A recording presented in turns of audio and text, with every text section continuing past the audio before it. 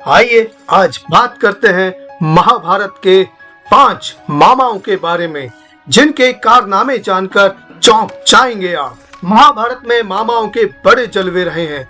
एक और मामाओं ने लुटिया डुबोई है तो दूसरी और पार भी लगाया है। महाभारत में जब मामाश्री की बात होती है तो सबसे पहले शकुनी का नाम ही आता है। लेकिन आपको जानकर हैरानी होगी कि शकुनी के अलावा भी ऐसे कई मामा थे जिनकी महाभारत में चर्चा होती है। तो आइए जानते हैं उन्हीं में से 5 मामाओं के बारे में संक्षिप्त जानकारी। लेकिन उससे पहले यदि आपने हमारे इस चैनल को सब्सक्राइब नहीं किया है तो ऐसी ही रोचक भरी जानकारियों के लिए हमारे इस चैनल को जल्दी से जल्दी सब्सक्राइब करें। धन्यवाद। नंबर 5, कृपाचार्य। कृपाचार्य चिरंजीवी हैं, अर्थात वे अभी भी जीवित हैं। गौतम ऋषि के पुत्र शरद्वान और शरद्वान के पुत्र कृपाचार्य महाभारत युद्ध में कौरवों की ओर से लड़े थे और वह जिंदा भी बच गए। 18 महायोद्धाओं में वे एक थे। कृपाचार्य की माता का नाम था नामपदी, जो एक देव कन्या थी। कृपाचार्य की बहन कृपी का विवाह गुरु द्रोण के साथ हुआ था। कृपी का पुत्र का नाम था अश्वत्थामा, अर्थात अश्वत्थामा के वे मामाश्री थे। मामा और भांजे की इस जोड़ी ने युद्ध में कोहराम मचा के रखा हुआ था। चौथे मामा थे शल्य मामा। रघुवंश के शल्य पांडवों के मामाश्री थे, लेकिन कौरव भी उन्हें मामा मानकर आदर और सम्मान देते थे। पांडु पत्नी माद्री के भाई अर्थात नकुल और सहदेव के सगे मामा शल्य के पास विशाल सेना थी। जब युद्ध की घोषणा की गई तो नकुल और सहदेव को यह 100% विश्वास था कि मामाश्री हमारी ओर से ही लड़ेंगे। लेकिन एक दिन जब शल्य अपने भांजों से मिलने के लिए अपनी सेना सहित हस्तिनापुर के लिए रवाना हुए तो रास्ते में जहां भी उन्होंने और उनकी सेना ने पड़ाव डाला, वहां पर उनके रहने पीने और खाने की भरपूर व्यवस्था मिली। यह व्यवस्था देखकर वे प्रसन्न हुए। वे मन ही मन युधिष्ठिर को धन्यवाद देने लगे। हस्तिनापुर के पास पहुंचने पर उन्होंने वृहद विश्राम स्थल देखे और सेना के लिए भोजन की उत्तम व्यवस्था देखी।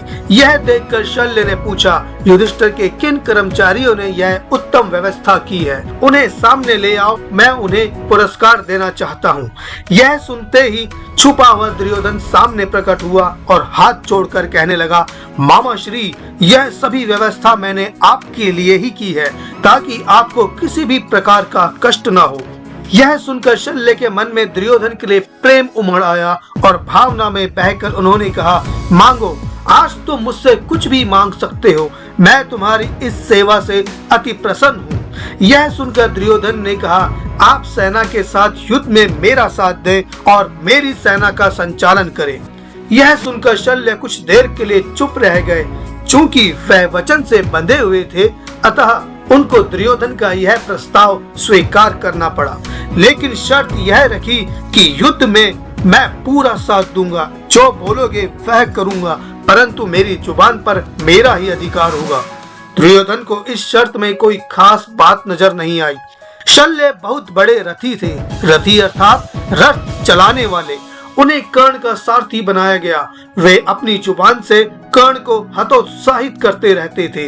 यही नहीं, प्रतिदिन के युद्ध समाप्ति के बाद वे जब भी शिविर में होते तब भी कौरवों को हतोत्साहित करने का कार्य करते रहते थे। नंबर 3 में है मामा कंस।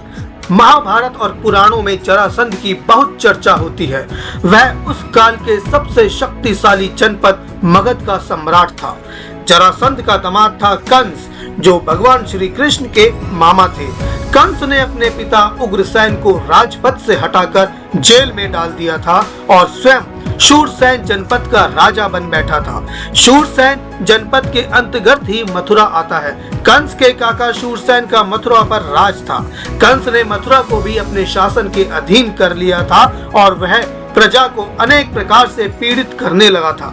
श्री कृष्ण की बुआ के बेटे शिशुपाल का झुकाव भी कंस की ओर था। कंस अपने पूर्व जन्म में कालनेमी नाम का असुर था, जिसे भगवान विष्णु ने मारा था। कंस के बारे में यह भविष्यवाणी कही गई थी, उनकी बहन देवकी का एक पुत्र उसे मारेगा। बस इसी भविष्यवाणी के कारण वह दहशत में रहने लगा था। कंस ने अपनी बहन देवकी और जीजा वसुदेव को जेल में डाल दिया था। जेल में देवकी और वसुदेव के जो भी पुत्र होते कंस उनको मार देता था। 8वें पुत्र भगवान श्री कृष्ण जब रात में हुए तो जेल के सभी सैनिक सो गए और दरवाजे किसी चमत्कार से खुल गए।